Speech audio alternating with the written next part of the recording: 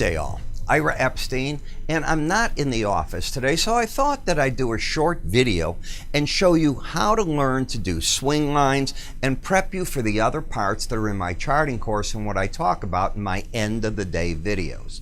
So here we are with swing lines. And what swing lines do, and this is going to be your simple introduction, they define, as I call it, trend and risk in the market. Now you're going to say, what does that all mean?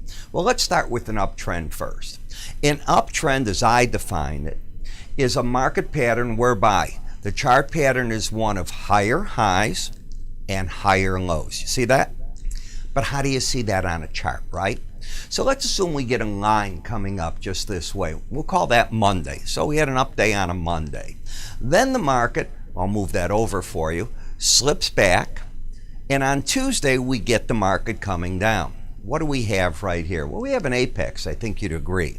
And that apex is going to be what I call the rally high.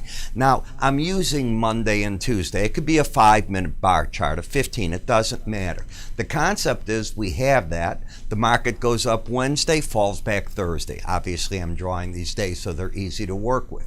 We have another rally high, and we know these after the fact. Swing lines are not predicting where the high or the low are going to come in. They're telling you after the fact what you've got. And I do teach you that during the day you're able to pretty much predict that because of how it works. And in this case, I'll put a third rally high on the market. So now what do we have? You'll notice that each rally high is higher than the one preceding it. What else do we see on this chart? Well, as the market came down and made this pattern, we had a break low. Again, after the fact, the market did it again, and there's our next break low. So each break low is what? It has to be higher than the one preceding that one. So we have a pattern of rally highs that are higher.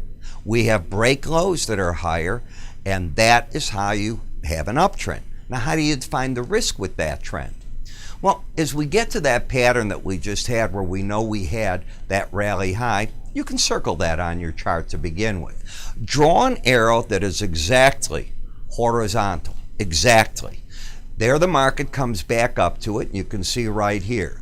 If the market gets through that number, you're in what? A pattern of a higher high and most likely a higher low. I'm assuming that for you. Right through here. We'll call that the break low, right? We had that before. The difference of one tick over the previous high to one tick under that break low is what I call the risk in the market, so on and so forth. You'll see how those patterns move right on through that, and that is where I define those differences being the risk associated with trying to catch the uptrend. I hope that makes sense. The downtrend is the flip-flop of it. In a downtrend, you define a market pattern which is one of lower highs, lower lows. You'll hear traders all over talk about that. It's not just me. So as we start drawing to our friend Monday and we get the market coming back up, you know what we're going to have? We're going to have that pattern where I can circle it right through here. And what is that? That is going to be our break low. Then, of course, we move on Wednesday and Thursday, and lo and behold, we have a lower break low, so on and so forth. Let me step here and not trip over myself. And the key here, and I'll walk over this way so you can see it. As long as the previous rally high is not taken out, the trend remains down. So you don't want to take out that high, you didn't want to take out that high. And there's your rally highs. Now, how do we define risk in it? It's pretty simple. It's the same thing. We had our break, a bounce away from it. So there's our low point. The market moves on. We have that horizontal line. It's that exact number, but one tick under it. Could be where traders initiate shorts. I'm not saying you will, but you've now got your trend.